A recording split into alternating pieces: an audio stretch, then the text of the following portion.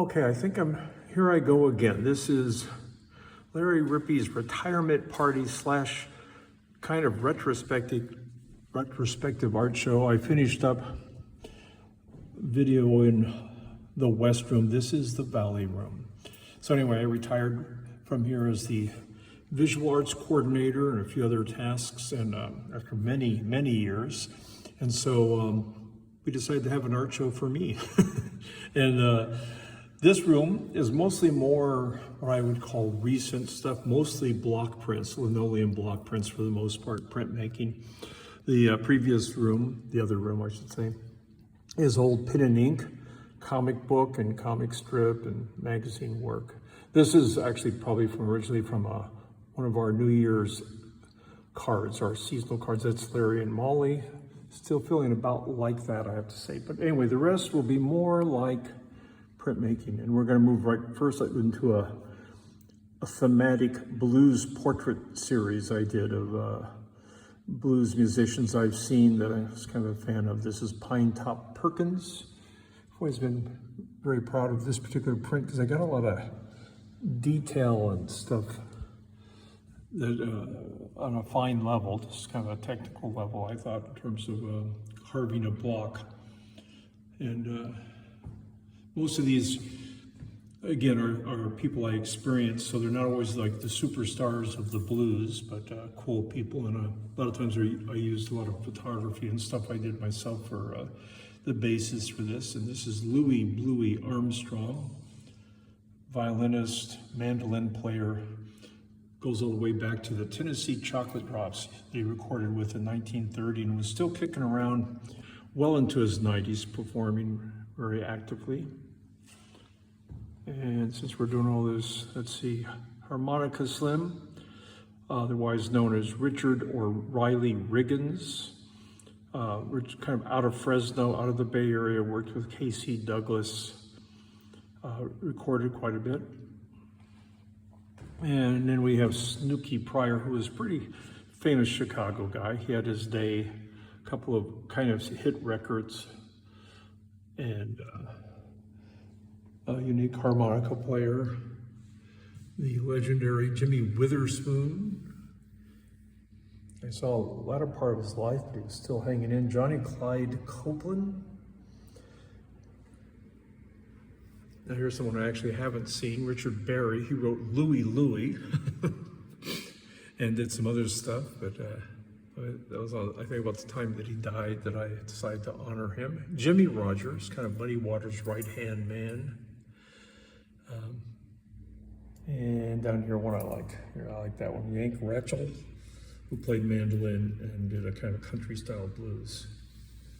I think that's all the blues guys. This also seems to have, for no real clear reason, this pen and ink drawing that I did a long time ago, maybe just because it wouldn't fit in the other room, but still going to town with,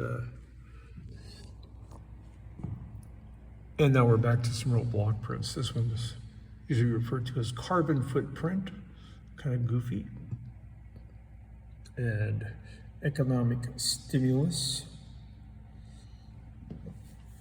I don't have any years on exactly when I did. See if I can get all this in. This is just a flyer, but I just had to get it in there.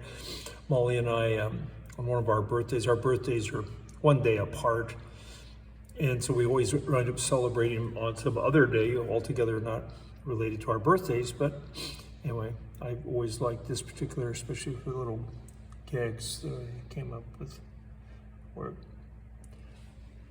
Those are obviously photos of us. This I did in 2017, a little washi cartoon, then entitled The Misadventures of Psychedelic Mussolini. Here I've kind of subtitled it now, back by unpopular demand, The Misadventures of Psychedelic Mussolini. And I actually printed that, published that in a little mini book I did not long ago called Normalization of Deviance.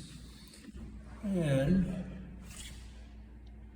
keep thinking I should have hand-colored Gumby to really get that across, but I do point out in my label with this that normalization of deviance is a phenomenon where people become accustomed to a deviation from accepted standards and no longer consider it deviant.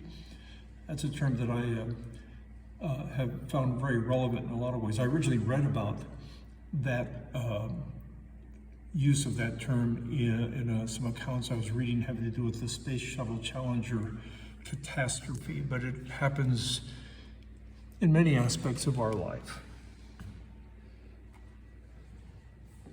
So, just a simple pen and ink sketch I did, probably in my sketchbook or just goofing off a long time ago, which I had titled from some show I was in somewhere that called, "You put a pen nib in a bottle of ink and something falls out onto the paper." And that's what fell out that day. And here we have on this, way up here, a little dinky scratchboard drawing. I used to do a lot of scratchboard and really enjoy that one. And another rather random sketch, but I thought it was appropriate for the show. I simply entitled it Retirement.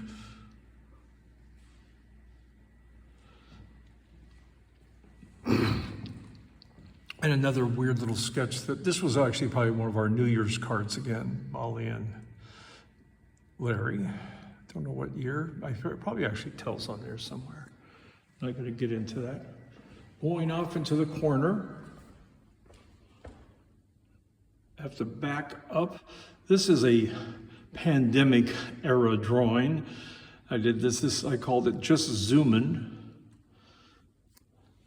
After X number of Zoom calls, I felt like I needed to do something. I realized what's missing here in my, is that all these Zoomers would have some kind of background. I should have living rooms or settings in the background. I think I missed an opportunity there. Here's an old block print I'm very fond of. Here it's called Javier Part 1. I think that's because I did all kinds of other carving on it or tried to do it in color and a lot of other things at the time. But I am fond of this one. And it was inspired, I can't say it's based on at this point, but it was inspired by the artist Javier Martinez, who probably wouldn't recognize himself in that, but he was a remarkable artist here in the Bay Area back in the 1880s and thereabouts. Another block print. Obviously, these are mostly block prints. This is called Jug Band.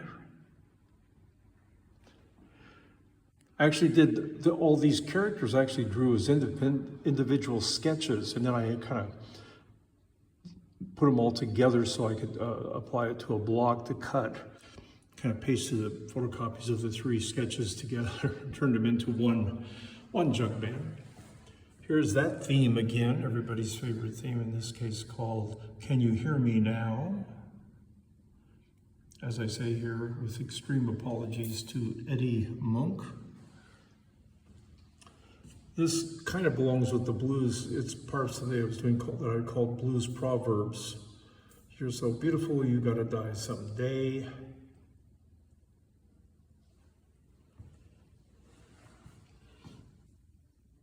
And this one's called Land of Loose Ends.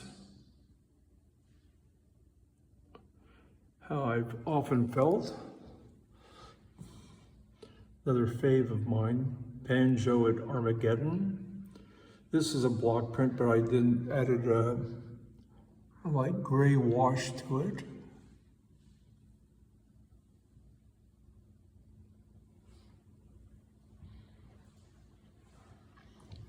And another one with a gray wash treatment on it, and this is called Portrait of a Henry David Thoreauback.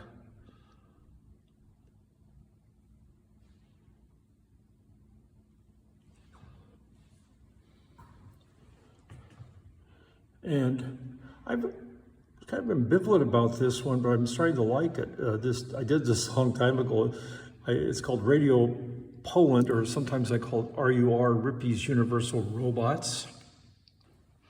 I used to have a toy robot collection of some pretty exotic robots, and this was a kind of robot radio that I had that was probably from Poland, I thought it was. But the whole collection got stolen out of a storage locker along with some other things of mine a long time ago. But the print, I always had mixed, like I said, mixed feelings, but I'm growing to like it. So that's kind of interesting, which is something about looking at a lot of my old work, as a lot of it I have had different feelings about when I would look at it. I think there's a time when I would have had trouble putting up that comic art exhibit that I put up in the other room. Just thinking, oh, it's not good enough, or it's not interesting enough, or it's too something. Anyway, but you kind of change your opinions about your own work both ways. This is called Give Me That Old Time Religion. More of my less than optimistic commentary on the human race. This one's called Civilization Ho. Again, at least I like my cutting on this.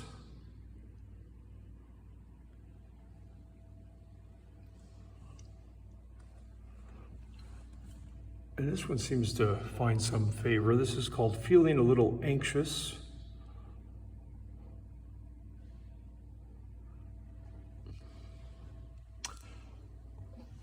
And then down over here we have my Minotaur cut. I call it A Mazed Minotaur, part 1 in this case, because I did more with it later. So this is, I think I did this, I think Molly and I were doing that for what we call the box show.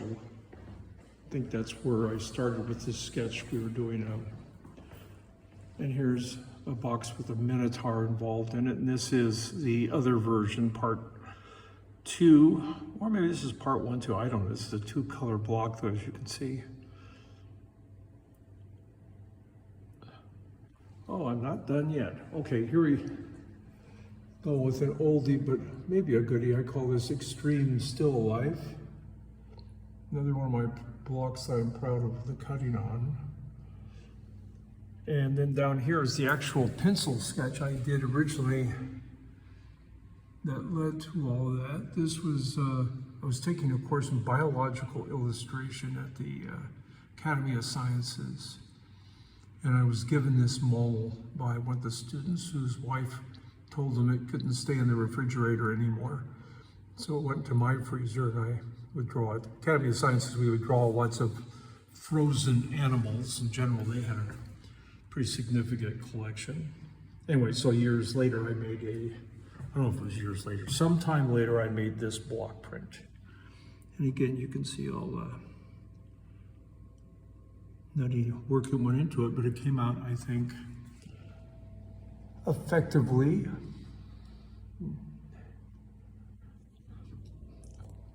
And back in my Nature Boy period here, other stuff, I did stuff like this, and this is probably a eucalyptus tree.